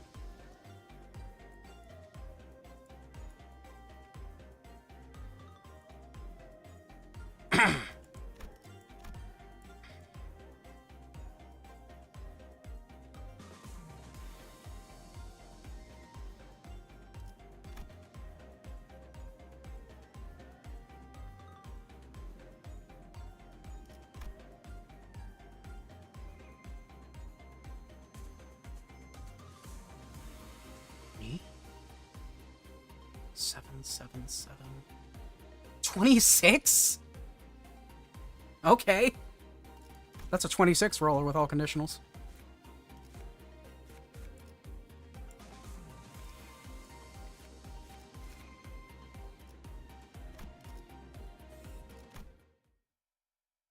Goodness gracious. I realized that Hong Lu was missing as I was spending time chatting with the sinners. Didn't notice him going into his room, so I walked out to the exit, about to look for Hong Lu outside, when it was Chun and Wei who decided to stay in the room close to the door. It's getting late. Where are you going alone without a guard? No, just looking for Hong Lu. Right. Can't understand what you're saying. Oh, right. When it comes to conversing with the sinners, I find that there are two types of people. Without the sinners. The first type usually says whatever is on their mind without pausing or caring to hear my reply. Given that this type of person isn't actually looking to communicate with me, that simplifies things a little on my end. However, it's also oddly insulting, as it seems as though they don't recognize me as a human, rather a wall, or a clock on a wall. And the other type is one that reads me so well that he might as well be able to hear what I'm saying. Virgilius falls under the latter category. Recognizes the pitch of my tics and talks, reads my body language, sometimes even claims to see my expressions like how Don Quixote does. Jiaji Chun, who saw me through me with that short exchange. Okay, let's see. Just looking to get some early morning air. Did your prosthetic even have a respiratory function? Wouldn't have guessed from the way it looks. Did not belong in either category. No, not really. I'm just looking for Hong Lu because I haven't seen him in a while. You're shaking your head, so no. Then are you looking for something to eat? She's a new one. The type that tries to figure out what I'm saying without asking for help. My lady, would it not be wise to wake or find someone who may be able to translate? They would have done that themselves if it were something important. I'm kind of curious, though. What was that hand gesture you made when I first asked? You, brought your index fingers up to your cheeks. Well, Hong Lu's always smiling. So I thought maybe I could simulate the smile to convey what I'm looking for him. Perhaps with an effort to express cuteness or beauty. What? No, I was trying to express a fine face. Oh, this isn't going to be easy, is it? They're tick-tocking a lot more vigorously. Hey, I think you're onto something. This conversation was starting to veer into completely unintended territory. Under a bit of trial and error. I see. You're looking for my big brother, huh? In some very roundabout ways, but I was eventually able to get to understand what I was trying to say. Well, if he's the one you're looking for, that's easy. You should be able to find him at the lounge back there. I doubt he got very far from there, if he even left. So that's why you're trying so hard to communicate? Xiaoxi Chun was, strangely enough, disappointed and dispirited by my reply. I did have something to tell you too, but never mind, I feel your mood's been ruined. Let's talk about this another time. I was curious, but it would also take ages for me to ask how she's feeling, so I nodded to express my gratitude before heading back to the entrance. And found Hong Lu, gazing at this hazy scene outside the opaque window. What are you doing here? People watching? He is so real for that. People are fascinating. There were some people stumbling through the streets outside. As I stared outside the window at the scene, Hong Lu seemed to sense what I was thinking and began. Are you worried for me, Dante? Well, yeah. It's your turn, Hong Lu. It really is. I'm back at H-Corp, and everyone's talking about the family hierarch selection. But you don't have to worry much about me at all. Because I did not wish for anything from Limbus Company. Really? I'm not like Yi-Sung. I'm not hiding my true feelings. Don't give me a wonderful promise like they would help me recover from my torn and broken wings. I joined only to have some new experience, that's all. But you do know that something's definitely going to happen, whatever it might be. Something that will shake you to your very core, even if you didn't wish for anything. Going through something like that could... Probably, yes. But it's okay. I'm used to being the one led by the will of others anyway. No matter what happens here, I can't do this like everyone else. Because that's how it's always been. Whatever happens to me, or those around me, I only... A loud boisterous bellow suddenly cut off Hong Lu even before he could finish his sentence.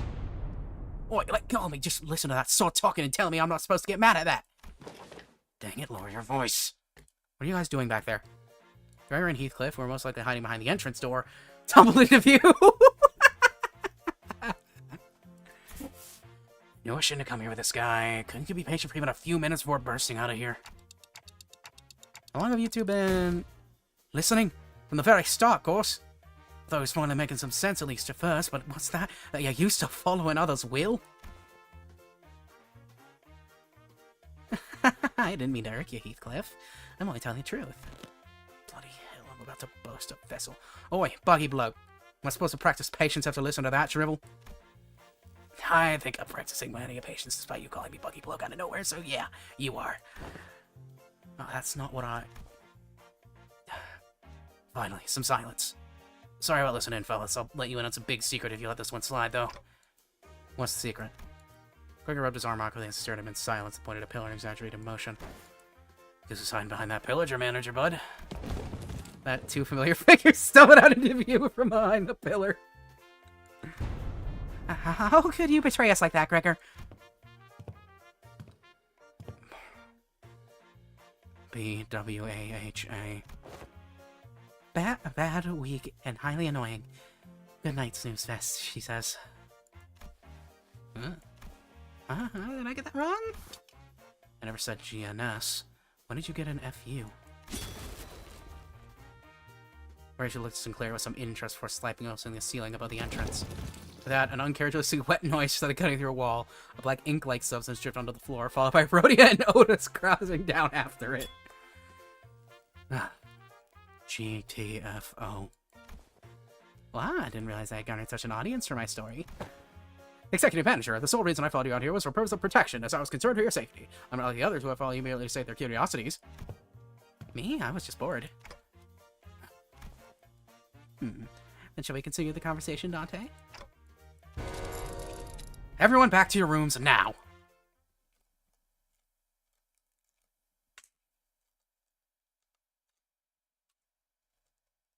Oh, where'd my head go? Here we go. The Hay Show pack.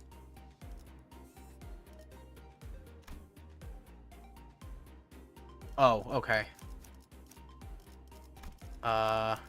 불청 원하시 책임은 모두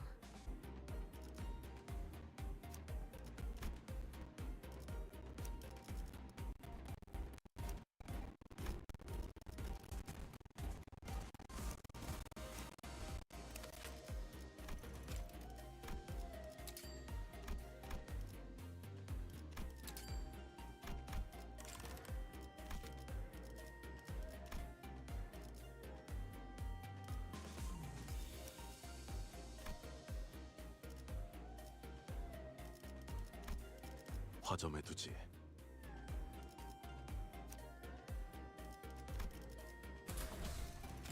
탄피가 떨어질 There we 때군요. go.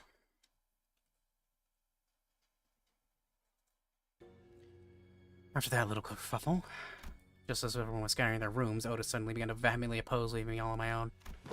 Are you absolutely certain, Executive Manager? Seriously, don't worry about it. I usually took the night watch on the bus anyway. That is true, however, we are currently in an uncharted territory for our team.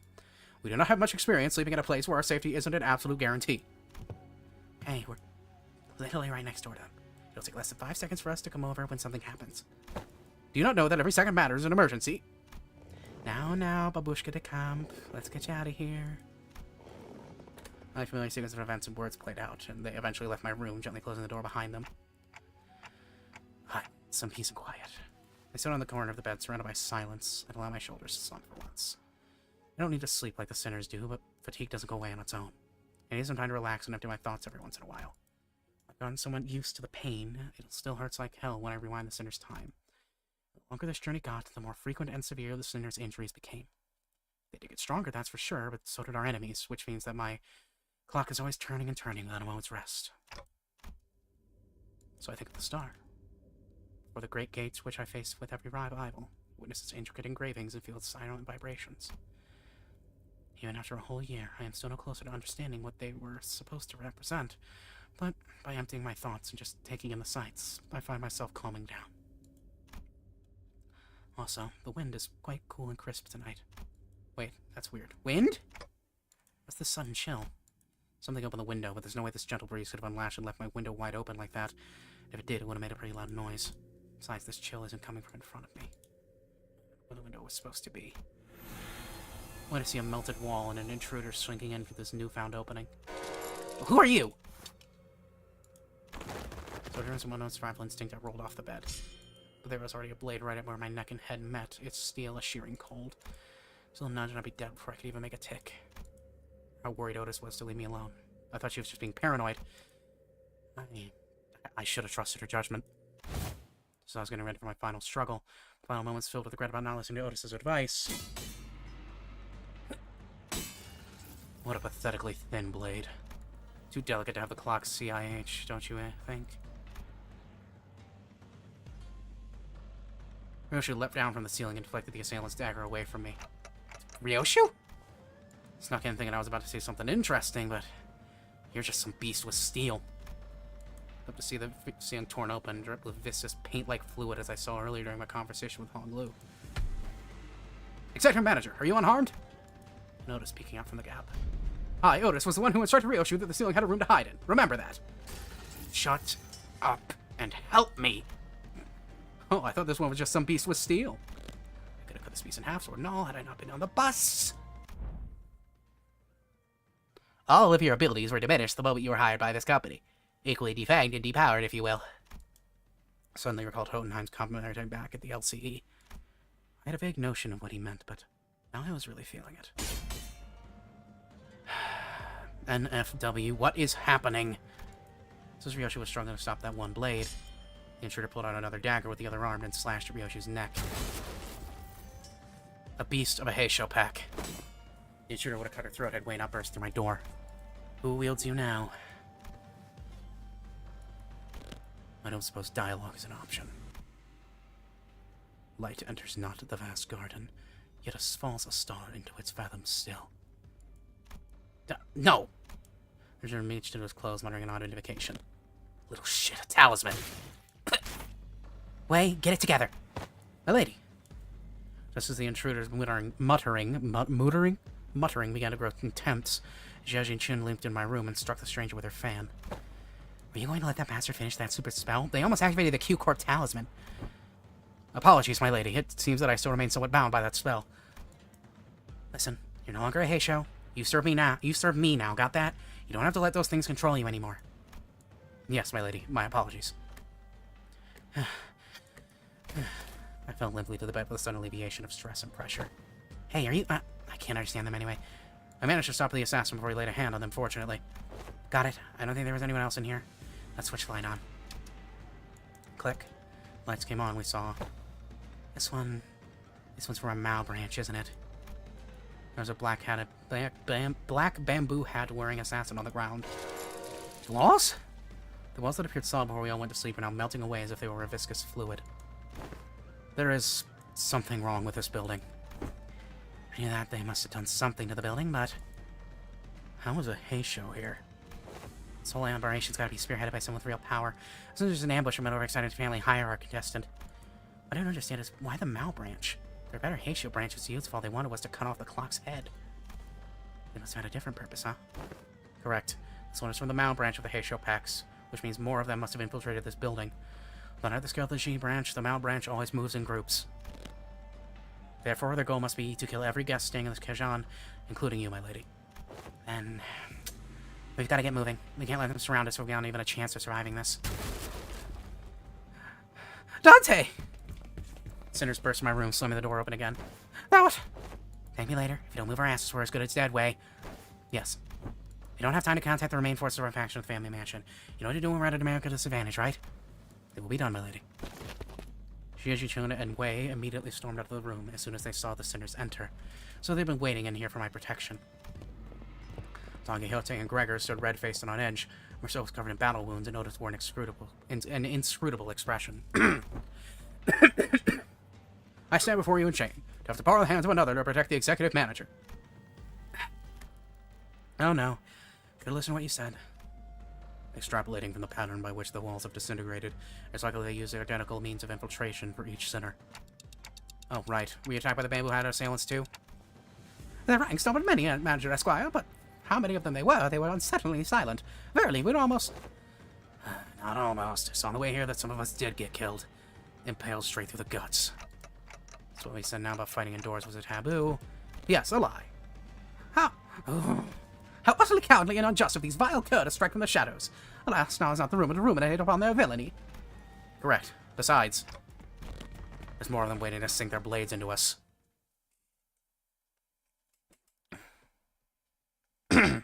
It's weird having Don Quixote talk so much.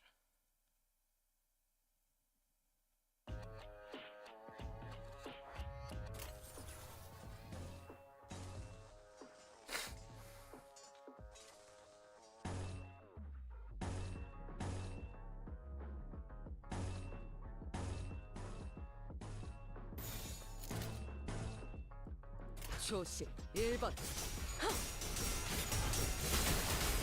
일발장전 너는 저기로 가고 넌 앞에 서고. 내가 건드릴 필요가 없나? 그래 뭐 덜 다치고 오라고.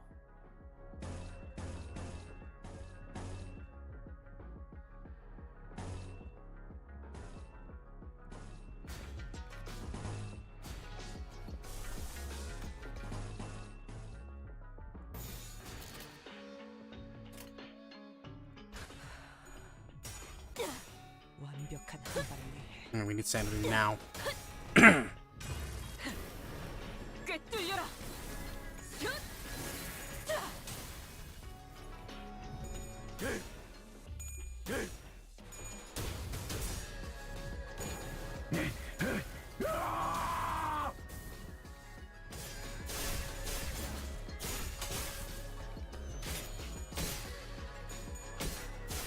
일발장전 어떤 상황이 닥쳐도 포기하지 마세나. 저들의 공격은 우리의 투지를 꿰뚫을 수 없을 테니.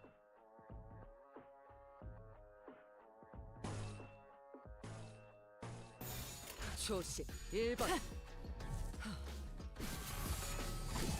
격발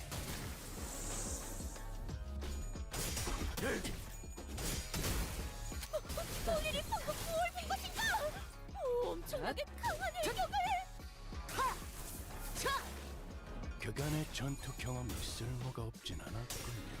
딴데 적합한 조치였습니다. 아까 그놈. 그래. 저 녀석 손이 날래더라고. 괜찮은 녀석이야.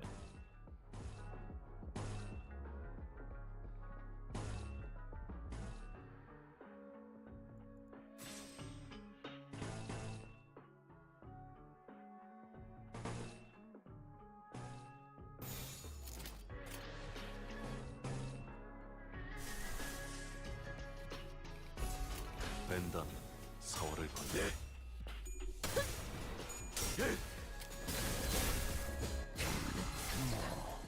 상정웨이의 공격이었으니 이것까지 당신 탓을 할 순 없겠군요. 원망도 설마 미친다 소용이 없어 알고 묻게 하진 않았을 그치. 테니. 무언가를 잡으려 애썼을 뿐 물렁물렁한 곤약 같은 일발장전 놈이야. 카타 대기. Oh, there goes Don Quixote. Shit. 가는 걸 보니 이것일까 뼈를 깎는다. 어디 잘 옮겨둘 테니까 빨리 제. It's alright, though. We got this. Sorry I'm being quiet. I'm using this chance to rest my voice.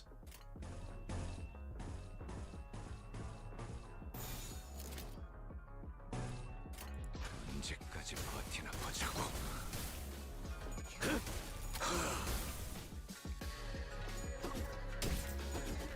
안심해라 고통은 없어 안심해라 고통은 없어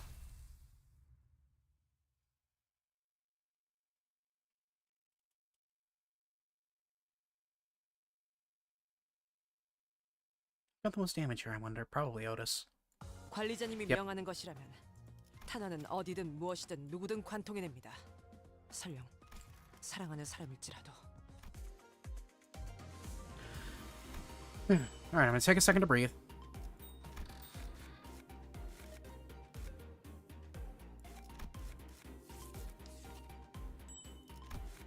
Actually, I want to get these level up materials real quick. Forgive me, I am going to take a second to not die.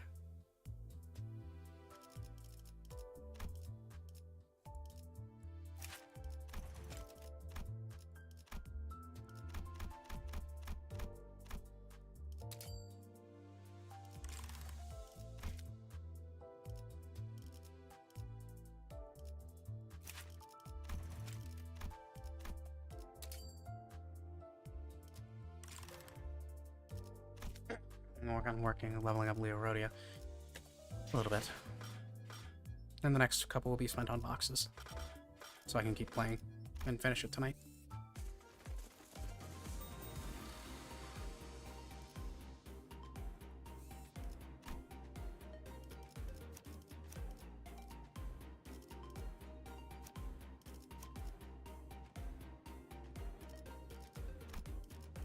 일이란 간다. 의뢰로 연료는 참 움직이는 목인자. 재밌겠군.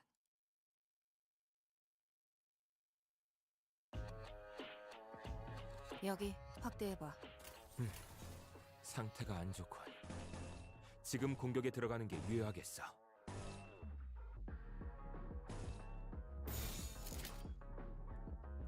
언제까지 버티나 보자고.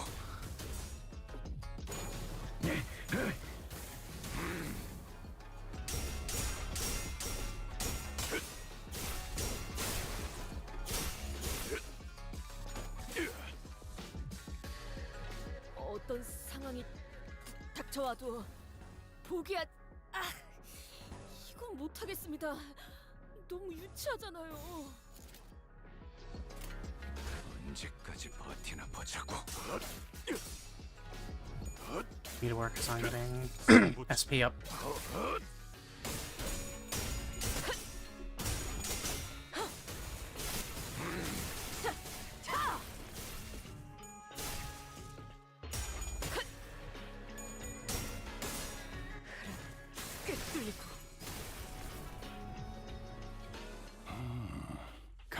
간당 목숨줄만 붙어있군.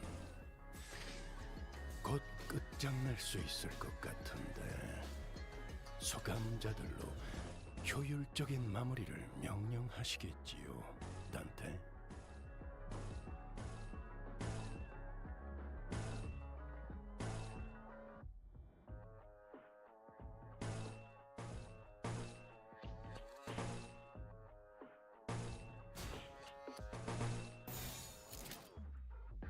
언제까지 버티나 보자고.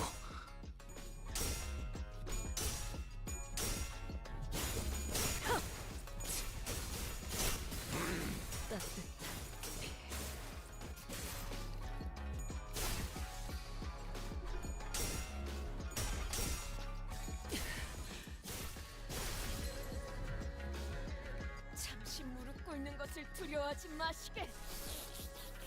침 바르면 낫는다네. 이건 좀 아했나. 어떡.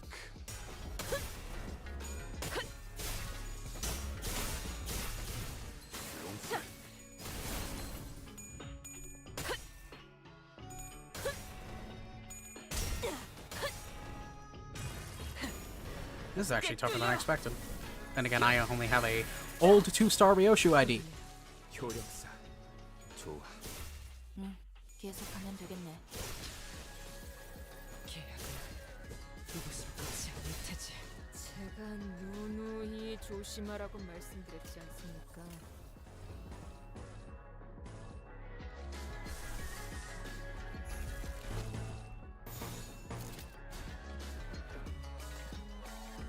언제까지 버티나 보자고. 꿰뚫려라.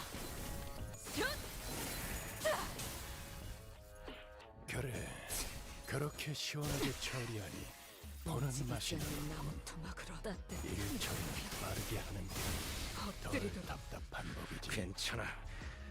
상처는 찢었으니까.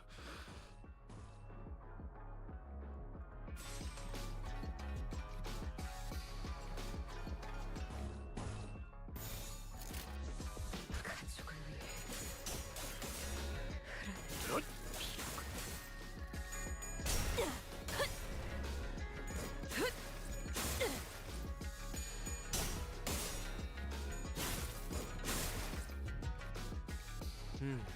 나라면 인원들을 좀 더 후방에 배치하겠어.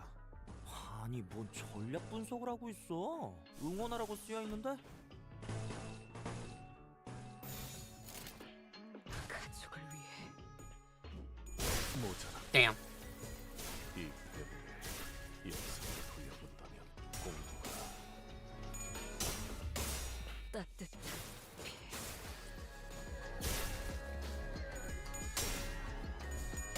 All about some freecon.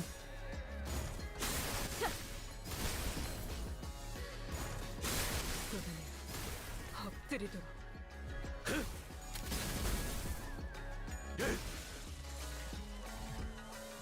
전력이 줄었군. 뭐 준비 안 된 새끼 부탁하는 거지. 도시에서 꿰뚫려라. 그러면 괜찮은 공격이네요. 앞으로도 그렇게 Maybe I should be running my blood fiends. I think we're safe for now. Something tells me that they're not fighting us at full force. At least we routed them, so hopefully that means something. Ah, where'd Don Quixote go? Hark, for I am here! Okay, to rush to my room with my way outside. I had gone to SB if the other sinners had suffered as we have. Verily, they were indeed targeted as well. Must defend themselves against the curs, and shall be here post-haste, yet. Not everyone survived, huh? Young Sinclair and Yi Sang, well, it appears that they had wrestled in battle. They were caught unawares by our foes, and it is likely that their demise came soon after tripping over each other's foot. How embarrassing. And young Heathcliff, isn't that fellow a resident mob fight expert? How'd they even get him? They didn't get me, mate. I'm good as new. Heathcliff? Huh? What's got your gobsmacked, lass? I recall blade piercing young Heathcliff in the back of his head. Didst thou turn the clock for him already, Manager Esquire? No, not yet, anyway. So that's what the funny itch to the back of my head. Heathcliff reached up to rub the back of his head, then crumpled to the floor mid-sentence. Heathcliff's not breathing anymore. He's dead. How did he even manage to walk all the way over here with a hole in his head? Young Heathcliff! The other sinners are starting to gather, Manager. As pathetic as it has force may be, we cannot spare any hands at the moment, Executive Manager. Must also join the others as soon as possible and assist them. There are sounds of altercations coming from the lobby. Gotcha. Like turns it always does. Sometime later. Whoa, please hold on a moment. You. I still see some people inside the lobby, which is also in this bizarre process of melting away. Ew. Among them I noticed Yishi Chun clashing against a figure wearing a bamboo hat. Going on the offensive already, huh? Like a big shot in control of a hate show pack decided to come after small fries like us. Another black bamboo hat wearing assassin stood. I see that you've tracked me down, so certain of your own safety. But my master has already prepared countermeasures. There stood Xing Tao, our supposed collaborator who led us here, and Wei, who was threatening him with a sword. So you were behind this. Ah, it's you. I sussed out that you'd be planning on something like this, but you lack the patience to pull it off. You're quite observant. I thought I had completely won you over. You must know that at H-Corp, there's but one path to survival and riches. Choose a family hierarch candidate and serve them with utter loyalty. But who in their right mind would serve young Master Bao Yu? He was grown up with no hardship. He doesn't perceive even a single speck of ambition. You shut your bloody mouth, yeah? And you, rich boy, oi, you just gotta sit there and let that bloke talk shite to your face? But he's right. That I don't have any ambitions. Have you got no self-respect? What do you have, anyway? Okay, everyone, shut up for a second. So if he's taunting you, stop indulging him. Wei, speak. I know that you have no means to wield a Heisho pack. So speak, which master did you choose to serve? Who controls them? Ah, so they are curious. Say your sword, Zilu. Another unfamiliar voice follows from the shadows. Ah. Young master, are you certain this is wise? Worry not. You're destined to be swept away by the morning dew anyway. The trajectory of their fate shall not alter course, were they to witness me. The voice soon reveals himself from the shadows, walking into the light with a casual, assured gait. Huh? Seriously? You? I see, you're... Allow me to grace your ignoramuses with my exalted name. I am Yuhua of the Shi family. You may know me as the very prominent candidate to the throne of the family hierarch. Who?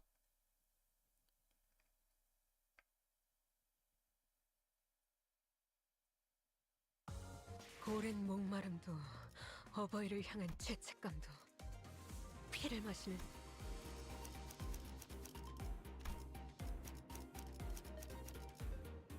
책임은 모두 나를 원하신 내 드디어 내 차례냐? 의뢰가 들어 말뚝을 쑤셔넣어. 일이라 재촉심. 시간을 벌러갈 시간이군. 파우스트가 나설 만한 곳이어야 할 겁니다. Comment. But of course, I claim control of a branch of Heisho Pax. Well, you were wasting your time out there searching for the River of Immortality or whatever. I don't even know where I'd start to refute your brain-dead accusation. This is way beneath me. I don't even want to address you as my senior either. So who is it? Big Brother Juan? I can't imagine you ever be interested in someone like you. What are you talking about? I'm asking whose teat you've been suckling on to gain control of the Mao branch. Because we both know for sure there's no way in hell you have the means to control them, right? You little twerp. Are you sure you want to insult my height from where you're standing? Master Yuhua? It doesn't seem like the mastermind of this operation was actually anyone important. Agreed. I can tell just by the look at that trader with the physiognomy of a deceiver. This is a waste of time. Hey, Zilu, cut them all down. The mission was to assassinate them. To meet them in an open battle, to take the lives of the hierarch candidates, was not what was agreed upon. What the fuck? Blah, blah, blah, blah. Just shut up and do as you're told. Let me fight to protect your life, yet I cannot do more. Heisho needs no voices but of the one who holds their leash. Except that she, Yuhua, doesn't even control these guys. There is an apt saying, often invoked in my homeland. A fox may pretend to the throne, but only with the blessing of the tiger. Shut up over there! Damn it, these Heisho Packers can't even get a simple job done. Mr. Yuhua, the Heisho Pack was here merely as a backup plan. My true strategy involves... True. This is fine. I have other plans to sweep you all away. This is the second time this individual has made an odd emphasis on the variation of the word sweep. What, are you saying you bribed the sweepers or something? While their reaction may appear suspicious, that suggestion is almost an absolute impossibility. The head is at the top of the sweeper's chain of command. In other words, only the head possesses the authority to command them. Right. Yeah, of course. Moreover, they are prohibited from touching, let alone entering, any designated residential areas during the night on the back streets. This is a permanent, immutable taboo of the head, one of the very first to be introduced. The effort of going through a myriad of paperwork to ensure that Mephistopheles is recognized as a residential vehicle was ultimately to capitalize on this taboo. Yes, it is exactly as you say. What a stupid question to ask, making me anxious out of nowhere. That's soured the mood. Come, let us leave. I only intended to have them see my face, after all. Too bad I won't even remember them in a few days once they all get swept away. Mr. Yuhua, you must leave before any unnecessary words are said. Faust is right. These guys are acting way too suspicious and have some scheme brewing back there. So I really started to wonder if they're trying to use reverse psychology on us into walking right into their trap. Well, when surrounded by nothing but uncertainties, there's a solution that usually works. Faust? Faust isn't intended to make the suggestion first, but it appears you have shared the idea. Yep, so Otis. Yes, executive manager. We have 12 sinners, Yichichun, and Wei on our side. But I don't think the so-called Mao branch are willing to fight. Which means we only have 3 enemies. Shi Zhuha, our guide, and Zilu, the assassin. We have the numerical advantage, don't we? You always make the most accurate read of the battlefield. What's going on over there? What's that tick-tocking noise? Our former guide seemed to have figured out what our conversation was about because he took a few careful steps away from Shi Hua before bolting off into the distance. I've been thinking this all day, but he sure is a fast runner. Oh. What is it, Honglu? Did you remember something? I did. I had a hard time calling this because it wasn't from my family. But I remember now. You're big brother Yihua of the Shi family, right?